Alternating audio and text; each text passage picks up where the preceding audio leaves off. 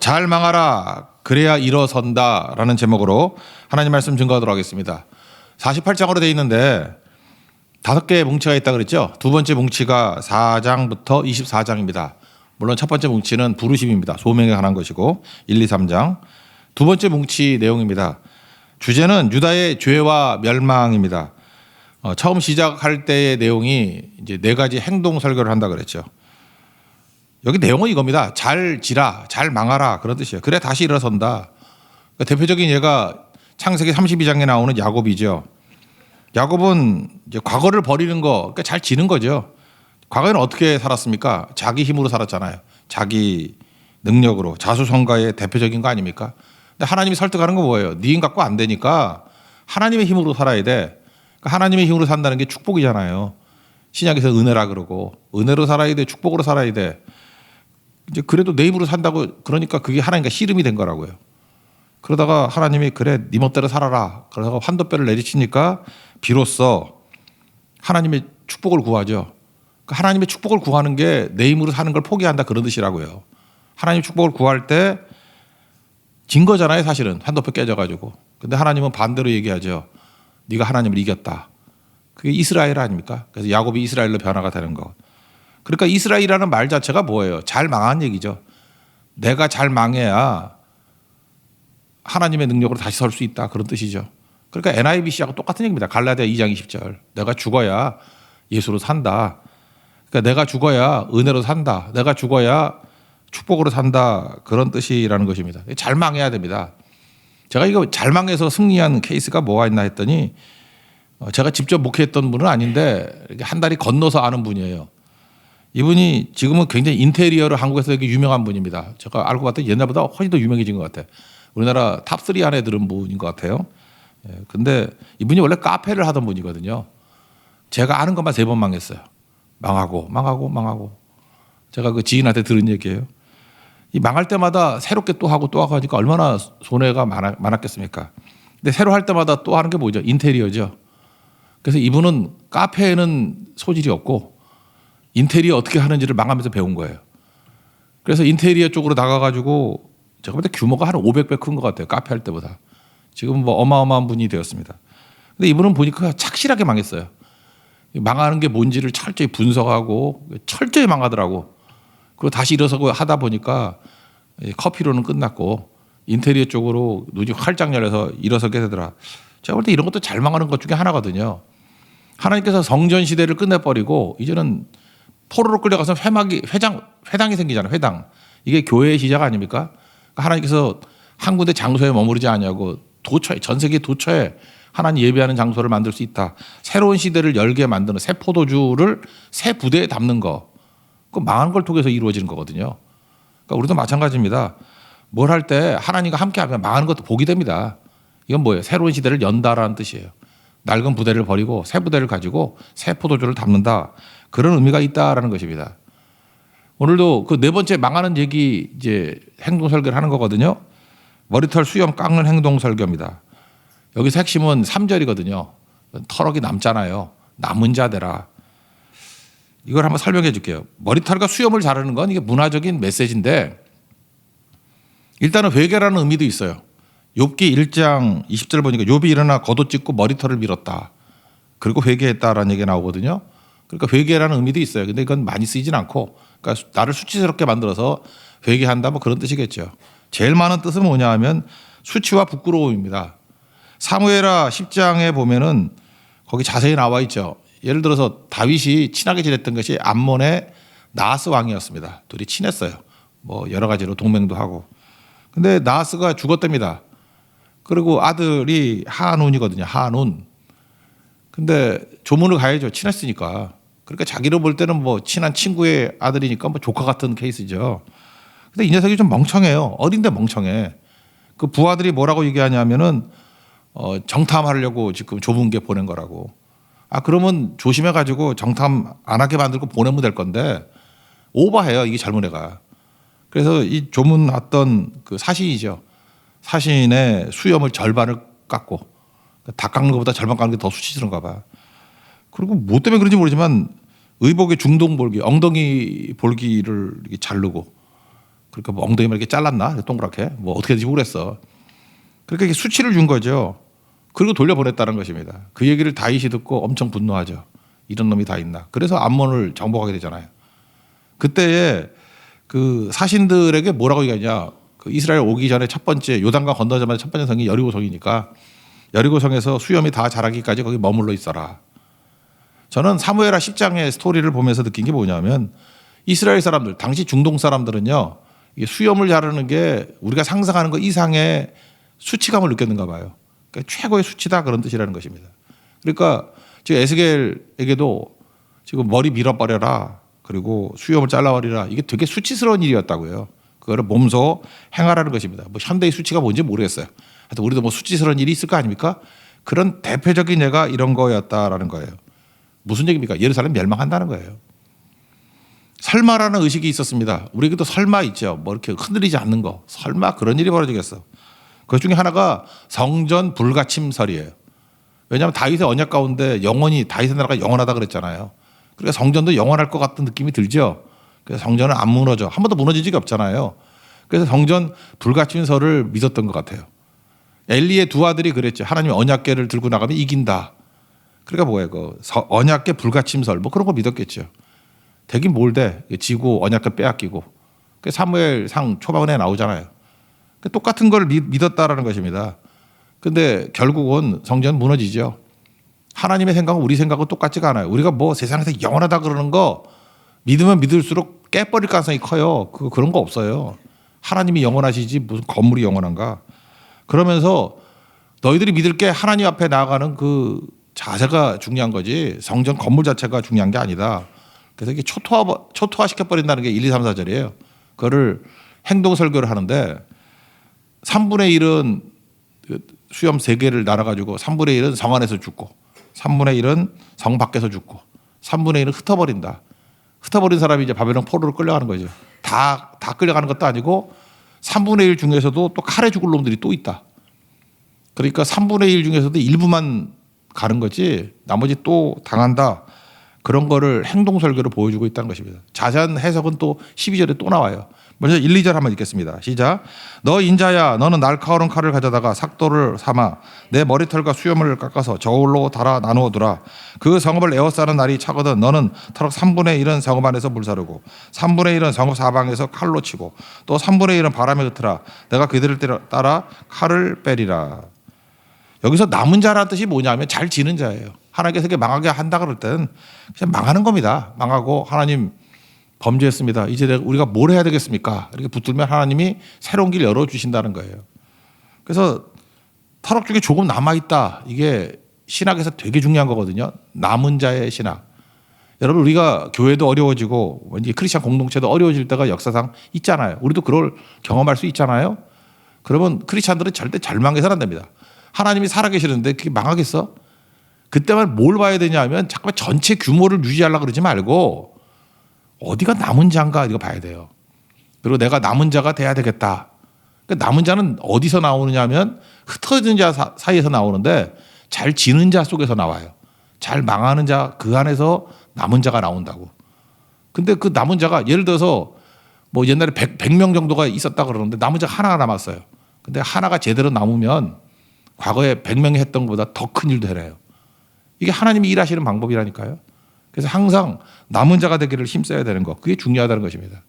남은 자 중에 또 남은 자를 고른대요. 훈련 중에 불 가운데서 건져낸다 그러잖아요. 그래서 그 소수의 남은 자들이 돌아오죠. 이제 바벨론 포로로 끌려갔던 사람들 가운데 한 100만 명 정도가 끌려갔던 것 같아요. 다 따져보면. 5만 명 돌아왔어요. 5%. 그러니까 진짜 남은 자 중에 남은 자죠. 그들이 교회 다 일으킨 거예요. 새롭게. 그러니까 이 남은 자의 생명력이 엄청나다는 거죠. 3, 4절이 그런 얘기입니다. 3, 4절 읽겠습니다. 시작. 너는 터럭 중에서 조금을 내 옷자락에 싸고 또 그 가운데서 얼마를 불에 던져 사르라. 그 속에서 불이 이스라엘 온 족속에게서 나오리라. 터럭 중 조금 이게 나금자고 불 가운데서 훈련받고 나온다. 그런 뜻입니다. 이사야서를 보거나 예레미야서를 보면은 이때는 벌써 그 망하기 전이잖아요. 망하기 전 에스겔보다 전 선지자들인데 그들도 계속 강조한 게 뭐냐면 망하더라도 남은 자 있다는 거예요. 남은 자. 이사야서 6장 13절 마지막 절 보니까 그중에 10분의 1이 아직 남아있을지라도 그러잖아요. 남은 자. 이것이 황폐하게 될 것이나 밤나무와 상수리나무가 배임을 당하여도 그 구루터기가 남아있는 것 같이 거룩한 씨는 이 땅에 구루터기니라.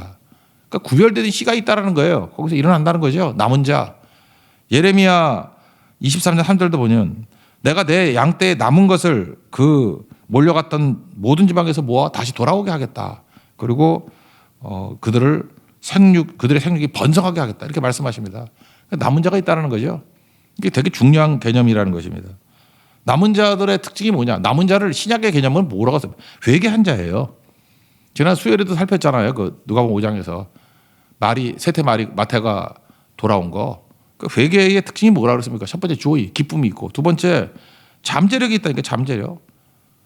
그 잠재력은 어떤 겁니까? 과거를 버리고 세포도주는 세부대 과거 잊어버리고 세부대 되는 거예요. 주님의 세부대 되기를 원합니다. 나 주님의 기쁨 되기 원합니다 할 때 세부대가 되기 원합니다. 마지막 찬양하잖아요. 그게 뭐예요? 내가 이제 미래를 준비하는 세부대 되겠습니다. 하나님 얼마든지 채워주십시오. 새로운 길 가겠습니다. 그런 거라고요. 그렇게 남은 자라고요. 그래서 남은 자 어려우면 회개한 자예요. 그 사람에게는 영원 살리는 기쁨이 있고요. 또 하나 과거로 살지 아니하고 미래와 내일 그리고 잠재력 포텐셜로 살아갑니다. 그게 회개한 자의 모습이라는 것입니다.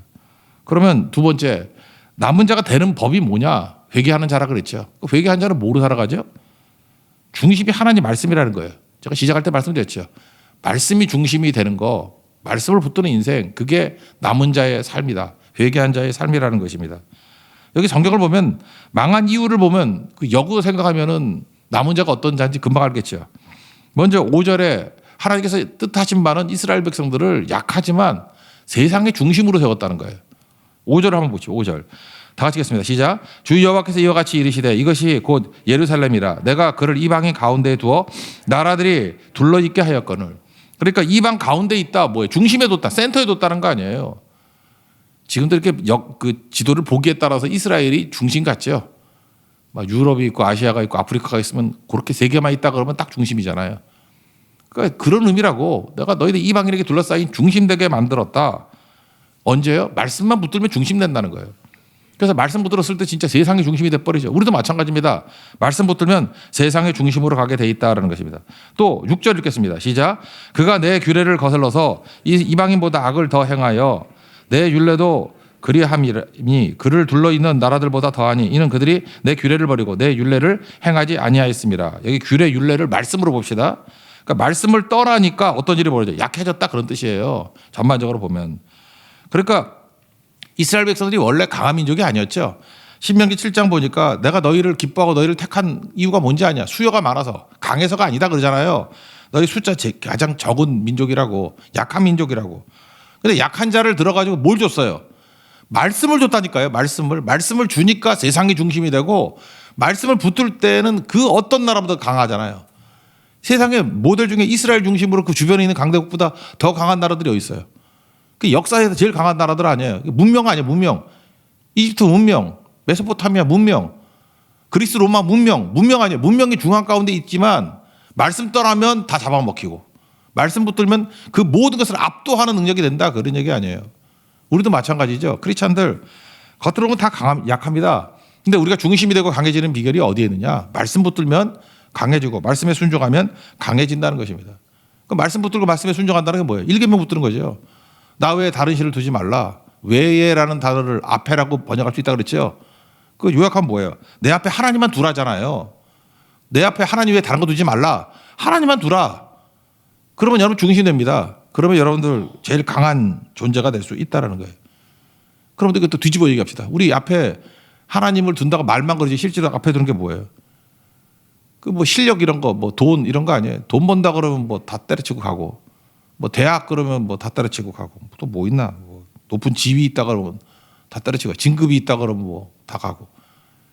그 실제로 이거 뭐 얘기할 것도 없어요. 그냥 그렇게 살라고. 내 앞에 뭐가 있는지에 따라서 달라지는 건데 명심하십시오. 결과는 똑같아요.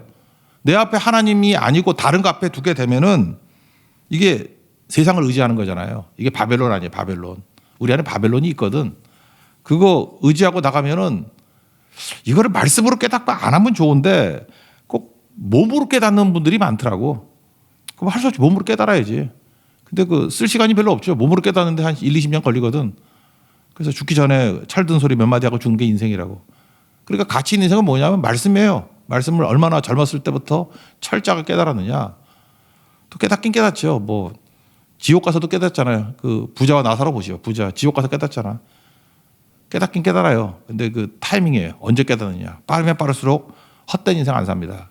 그래서 네가 의지하는 것이 너 망하게 만들 걸 그런 거예요. 우리가 지금 돈 좋아하고 뭐 실력 좋아하고 뭐 학벌 좋아하고 이런 거잖아요. 좋은 집 좋아하고 그 의지하는 걸로 망한다. 마지막 16절 17절 보십시오. 다 같이겠습니다. 시작. 내가 멸망하게 하는 기근의 독한 화살을 너희에게 보내되 기근을 더하며 너희가 의뢰하는 양식을 끌어가. 여기 의뢰하는 이에요. 의지하는 것 때문에 망한다는 거예요. 17절 시작.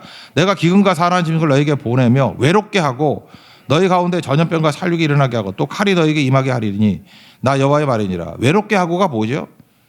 중심에서 벗어난다는 거 아니에요.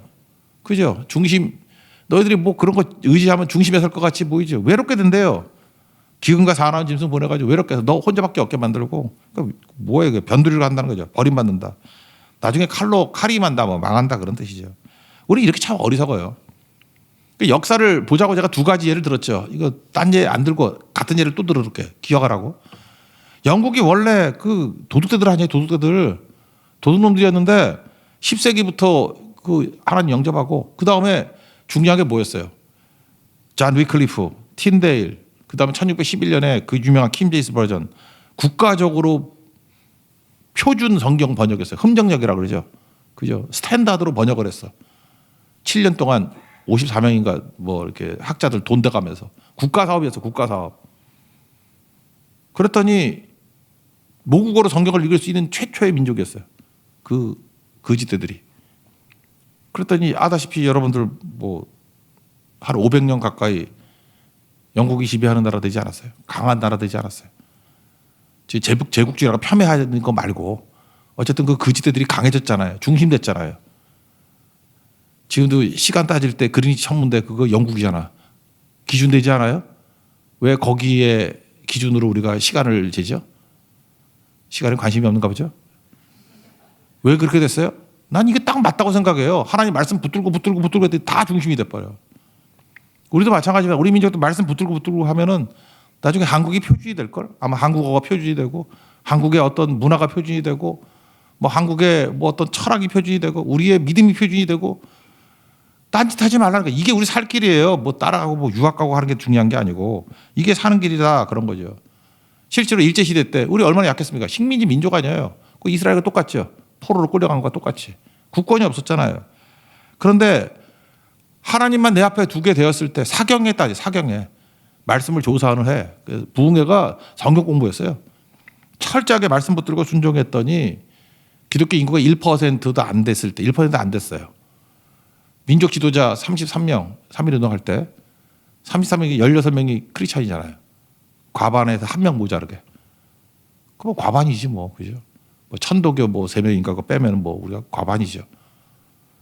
그게 어떻게 이런 일이 벌어집니까? 기준되잖아요, 기준. 그리고 일제가 제일 무서워했던 게 교회라 그러잖아요. 끝까지 신사참배 저항했던 건 교회밖에 없잖아요. 물론 굴복한 사람도 있지만 강해지잖아요. 중심되고 강해지는 거 여러분 마찬가지입니다. 지금도 교육이 딴 게 아니에요. 하나님 말씀 붙들고 순종하면 중심된다, 강해진다. 봐라. 이거 버렸더니 버림받고 깨지고 아무것도 아니더라. 그런 얘기입니다. 마지막 세 번째 내용들, 깨지는 내용을 통해서 알 수 있는 게 뭐냐면 우리가 신에서는 언약이 3가지가 있었죠. 하나님의 소유가 된다. 우리가 보배다. 그리고 제사장 된다. 그 다음에 거룩한 백성이 쓰임받는다 그랬죠. 따로 떼어서 쓰임받는다. 쓰임받지 못한 사람은 다 쓰임받습니다. 영광스럽게 쓰임받는 경우가 있고 수치스럽게 쓰임받는 경우가 있어요. 근데 말씀 순종하면 영광스럽게 쓰임받고 말씀 불순종하면은 수치스럽게 저렇게 살면 망해. 그런 모델로 쓰임받는. 우리가 원래 구원받은 게 구원 모델 아닙니까? 그런데 심판 모델로 쓰임받는 사람이 있어요. 원래 우리가 아니거든. 그거는 아수르나 바벨론 얘네들 심판 모델이거든. 저렇게 살면 죽어. 저거 하나님 없이 살면 저렇게 돼. 그런 모델이 돼야 되는데 크리스찬이 불순종하면 그런 모델로 쓰임받는다는 거예요. 쓰임받게 쓰임받는데 불쌍한 거죠. 우리의 구원 모델이 뭐예요? 그 창세기 12장 1, 2, 3절이 나오는데 특별히 그 2절 같은 말씀이 중심 아니에요. 내가 너를 큰 민족을 만들고 복을 주어 내 이름을 창대하게 하고 너는 복이 될지라. 옛날 성경 복의 근원이 될지라. 그러니까 우리가 구원 모델 아니에요. 원래 너를 축복하는 자에게 축복하고 너를 저주하는 게 저주하고 그죠? 모든 족속이 너로 말미암아 복을 받는다. 우리가 구원 모델 아니에요. 그러니까 제사장 나라 다리 놓게 하고 우리가 하나님 앞에 쓰임 받는 종이 될 때 구원 모델이라고. 근데 여기에서 불순종하기가 어떤 일을 하느냐? 여러분 6장에 가면 하나님이 제일 많이 말씀하는 게 뭐냐면 내가 여호와인 줄 알리라. 이거 4번 나오고요. 특별히 그 에스겔서 전체에서는 58번 나와요. 나 요즘에 컴퓨터 성경이 너무 고마운 거야. 이거 치기만 하면 다 나와. 옛날 이거 세려고 내가 몇 번 찾다가 눈이 심심해가지고 실수해가지고 58번인데 내가 옛날 설교 옛날 거 찾아봤더니 56번이라고 했더라.